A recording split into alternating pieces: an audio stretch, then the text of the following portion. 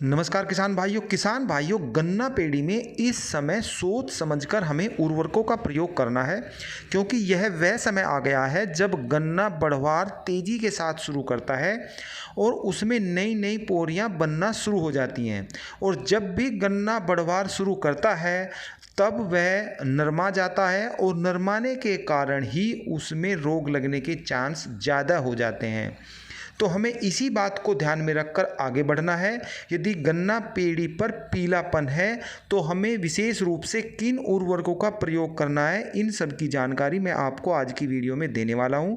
मेरे प्यारे किसान भाइयों, यदि अभी तक आपने A4 चैनल को सब्सक्राइब नहीं किया है तो कृपया करके इसे सब्सक्राइब कर दें।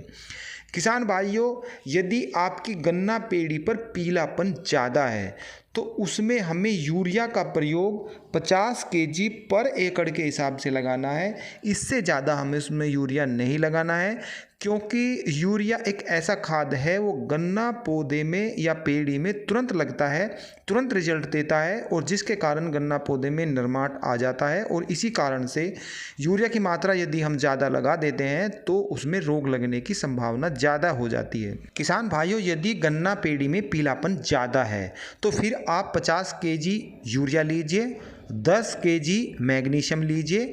और इसके बाद यदि उसमें आपको लग रहा है कि गन्ना, कुछ किसान भाई पोगले छोड़ते हैं तो उसमें पत्ती फैला देते हैं, जिनकी गन्ना कटाई लेट हुई है और आपको लगता है कि पत्ती ज़्यादा मात्रा में है, तो 10 केजी फेरस को भी और ले लीजिए और इनको अपनी गन्ना पेड़ी में लगा दीजिए। पर ध्यान ये रखिए कि यूरिया जो है उसका प्रयोग आप अलग करें, वरना अगर आप इन दोनों में इसको मिक्स करेंगे तो फिर ये इनका पानी पानी बन जाएगा और लगाने में काफ़ी कठिनाई का सामना होगा।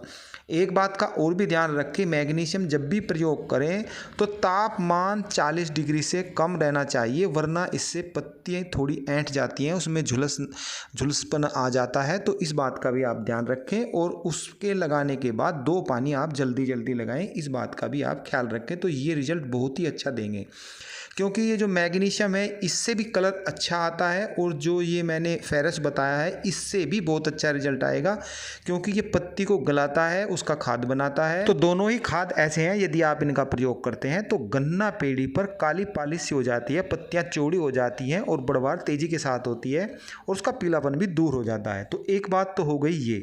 अब दूसरी बात यह है कि किसान भाई इस समय कैल्शियम सल्फेट या कैल्शियम नाइट्रेट का भी प्रयोग करना चाहते हैं तो इस समय वो ना करें, क्योंकि इस समय उसके इन दोनों खातों के अनुकूल वातावरण नहीं है जब बरसात शुरू हो जाए। क्योंकि यदि आप इनका अब प्रयोग करोगे तो जो पत्ती की ऊपर की नोक है वो मुड़ जाएंगी, पत्तियां भी ऐंठ जाएंगी और जब पत्तियां जो चौड़ी नहीं होंगी, ऐंठ जाएंगी, तो प्रकाश संश्लेषण की प्रक्रिया सुचारू रूप से नहीं होगी और ये फ़ायदा करने के बजाय नुकसान पहुंचाएंगी। तो कृपया इसे अब यूज इन्हें न करें कैल्शियम को, उसको प्रयोग जो है वो जब बरसात शुरू हो जाए उसके बाद ही इसका यूज करें। एक चीज़ और भी है कि इस समय आप, मैंने पहले भी वीडियो में बताया था कि जो कीटनाशक आप लगाना चाहते हैं, फटेरा, वर्टाको, कोस्को, कवर, फिप्रोलिन या क्लोरो या और भी कोई ऐसा कीटनाशक लगाना चाहते हैं तो उसे आप अभी लगाएं, क्योंकि यही समय सबसे अच्छा है। बाद में उसका यदि आपका नुकसान भी होता है और आप उसे तब लगाते हो तो कोई फ़ायदा नहीं है, पैसे की भी बर्बादी है और आपकी फसल में जो नुकसान है वो तो हो ही जाएगा। किसान भाइयों, इस साल एक चीज़ और देखने को मिली कि 0238 हो या 18 वैरायटी हो, इसमें जो सुंडी है वो ज़्यादा मात्रा में लगी, गन्ना पौधों में भी लगी और गन्ना पेड़ियाँ भी लगी और काफ़ी दवाई का इस्तेमाल करने के बाद भी रिजल्ट बहुत ही कम आया। तो यह वह समय आ गया है कि सुंडी लगभग, जिन किसान भाइयों ने दवाइयों का इस्तेमाल नहीं भी किया था तो ये लगभग अब ख़त्म होने की कगार पर आ गई हैं।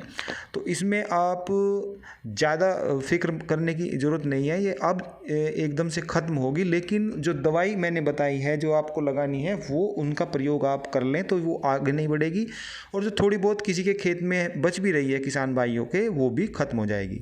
फिर मिलते हैं ताज़ा अपडेट के साथ, तब तक के लिए नमस्कार।